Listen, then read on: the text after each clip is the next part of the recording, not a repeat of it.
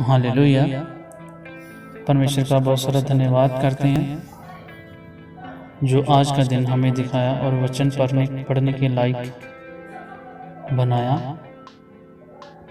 तो आज का वचन हमें बहुत सारी ताकत, सामर्थ और बुद्धि देने वाला है।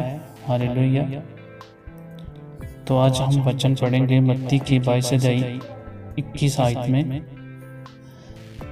तब उसने कहा कि जो कैसर का है वो कैसर को, और जो परमेश्वर का है परमेश्वर को दो। तो ये वचन हमें क्या सिखाता है कि मेरे प्रिय प्रभु यीशु मसीह को फंसाने के लिए फरीसी और सदूकी लोग उसके पास आए और बोले कि अच्छा यीशु मसीह जी, हमें कर देना चाहिए या नहीं। अगर प्रभु यीशु मसीह बोलते कि हाँ देना चाहिए तो सारे इजराइलियों से निराश हो जाते कि वह इसकी इजराइली को होकर रोमियों की तरफ है, जो हमारे ऊपर बहुत सारे कर का बोझ डालते। अगर यीशु मसीह बोलते कि देना चाहिए, वह लोग राजा के पास जाकर उसकी चुगली करते, देख राजा, यीशु तेरे खिलाफ लोगों को भड़का रहा है। पर यीशु मसीह ने कहा कि एक सिक्का मुझे दो। तब उन्होंने सिक्का यीशु मसीह को दिया। यीशु मसीह ने कहा, इसके सिक्के के ऊपर किसकी मूर्त है? उन्होंने कहा कि कैसर राजा की है। तब यीशु मसीह ने कहा, तो राजा का है वह राजा को दो, और जो परमेश्वर का है वह परमेश्वर को दो। तो ये बुद्धि का वरदान था। तब फिर यीशु मसीह ने उनको फंसाया और पूछा कि अब तुम बताओ कि यूहन्ना का बपतिस्मा किसकी ओर से था, परमेश्वर की ओर से था या फिर मनुष्यों की ओर से था?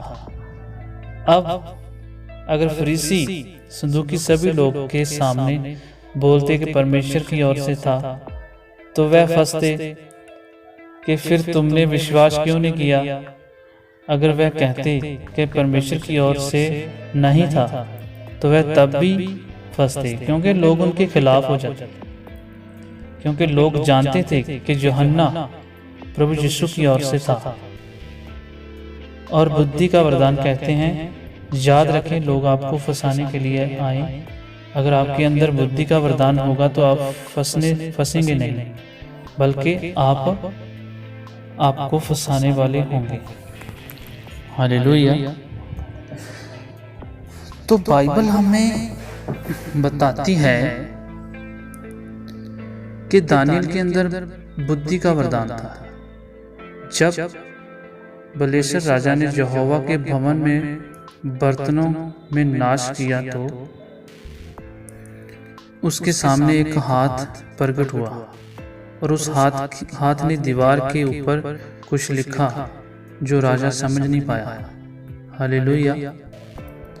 तब राजा ने ज्योतिषों, तंत्रों, कसदियों को बुलाया, पर कोई भी उसका अर्थ न बता पाया।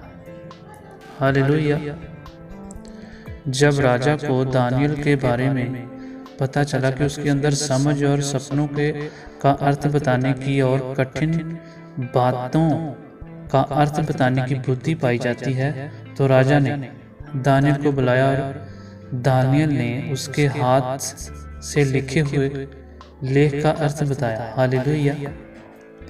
तब राजा ने दानियल को बैजनी रंग का वस्त्र पहनाया और उसके गले में सोने की कठमाला पहनाई गई और उसको ऊंची दीवार पर बिठाया। हालेलुया। इसलिए मेरे प्रियो, जब आपके अंदर बुद्धि का वरदान होगा तो आप कठिन से कठिन बातों को समझ सकेंगे। जब लोग आपको अपनी बातों में फंसाने के लिए आएंगे, तो आप उनकी बातों में नहीं आएंगे। हालेलुया। आज ही परमेश्वर के आगे प्रार्थना करें और बुद्धि के वरदान को मांगें, क्योंकि बुद्धि का वरदान शैतान के लिए हथियार है। हालेलुया। इस वचन के द्वारा परमेश्वर को आशीषित करें। आमीन। तो परमेश्वर का बहुत सारा धन्यवाद करते हैं आज का वचन सिखाने के लिए। तो उसके लिए हम प्रार्थना करेंगे। सर्वशक्तिमान परमेश्वर, इस महान वचन के लिए आपका धन्यवाद करता हूँ। परमेश्वर मुझे अनुग्रह दे कि मैं अपनी बुद्धि के साथ नहीं बल्कि आत्मिक बुद्धि के साथ चल सकूं और शैतान के साथ बुद्धि के वरदान के द्वारा लड़ सकूं, जीत सकूं। प्रभु यीशु मसीह के नाम से मांग लेते हैं, आमीन।